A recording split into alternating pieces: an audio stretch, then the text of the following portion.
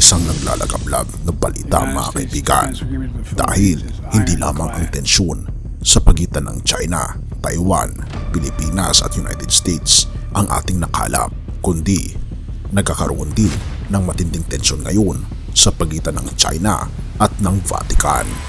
Oo mga kaibigan, may tensyon sa pagitan ng Holy See at ng China. Isa ba itong panibago na rason ng digmaan? Ating itong pag-usapan mga kaibigan.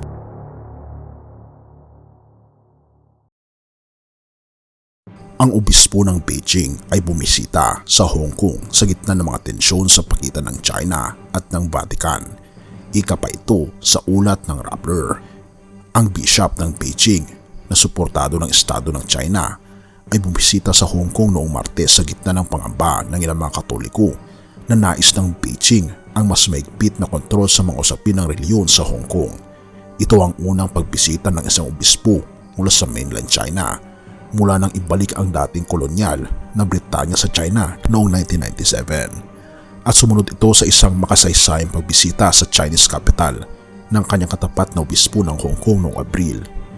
Sa loob ng mga dekada, ang mga Katoliko sa mainland ay nahati sa pagitan ng isang opisyal na simbahan na tapat sa Beijing at isang lihim na sambahayan na tapat sa Papa.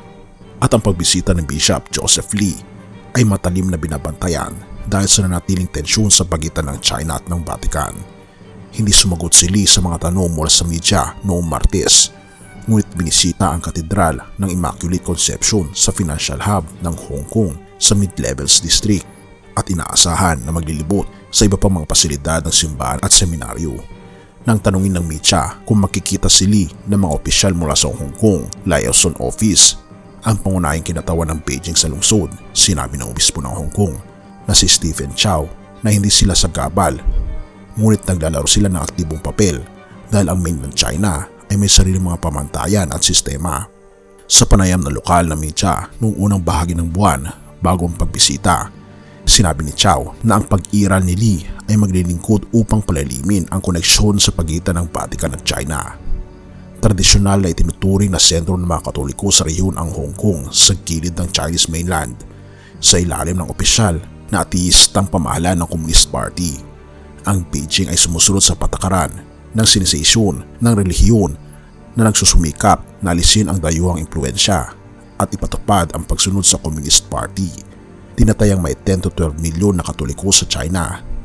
May 600,000 na Katoliko sa Hong Kong. Ang mga tensyon sa pagitan ng Beijing at ng Vatican hinggil sa pagtatalaga ng mga obispo ay nagresulta sa isang kumpidensyal na kasunduan noong 2018. Inirenew ang kasunduang ito ng 2 beses, ngunit nanatili itong delikado anuman ang reklamo ng Vatican na ilang beses nang nilabag ng Beijing. Si Cardinal Joseph Zen, 91 years old na dating obispo ng Hong Kong at isa sa mga pinakatanyag na kleriko ng Katoliko sa Asia, ay sumulat sa kanyang blog bago ang pagbisita noong Huwebes ng gabi na bagaman maaaring mas mahirap kaysa noon ang sitwasyon, kinakailangan pa rin ng mga tao na magtiyaga, manatiling kalmado at itaas ang kanilang mga ulo. Ika pa ni Cardinal Zen, huwag kailanman italaga ang isang obispo nang walang paintulot. Maaaring isakripisyo ang mga sakramento, ngunit hindi maaaring isakripisyo ang pananampalataya.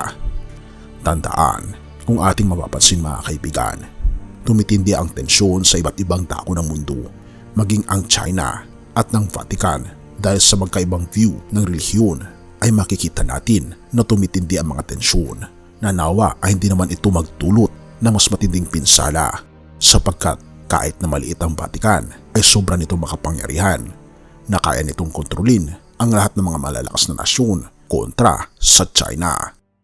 Pangalawang Kronika 7 verse 14. At kung ang mga mamayan ko na aking tinawag ay magpakumbaba, manalangin, dumulog sa akin at tumalikod sa ginagawa nilang kasamaan, diringgin ko sila mula sa langit at patatawarin ko ang kanilang kasalanan, pagpapalain ang kanilang lupain.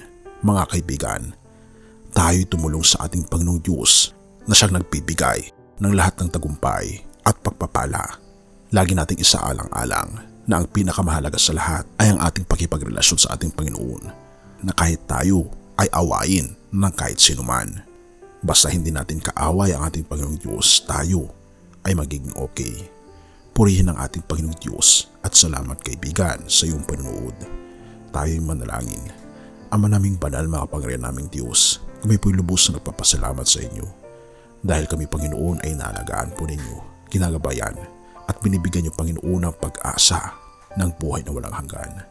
Tulungan kami Panginoon na laging ma-restore ang aming pong pag-ipagrelasyon sa inyo. Napakatindi Panginoon ng aming mundo na ang halos lahat ay lumalaban sa inyo. Tulungan kami Panginoon na manampalataya lamang sa inyo, sapagkat kung kami po Panginoon ay nasa inyo, walang sino man ang makapagpatalo at makapagtumba ng aming pananampalataya sa inyo, sapagkat kayo po Panginoon ang totoong Diyos. Purihin ka o aming Panginoong Diyos at patawarin po kami, at salamat sa aming Panginoong Jesucristo na siya pong aming tagapagligtas mula ngayon at magpakailan pa man. Pakalinisin po kami sa lahat ng aming pagkakasala upang kami po'y maging karapat dapat sa inyong banal na harapan, sa pangalan ng aming Panginoong Jesus. Amen.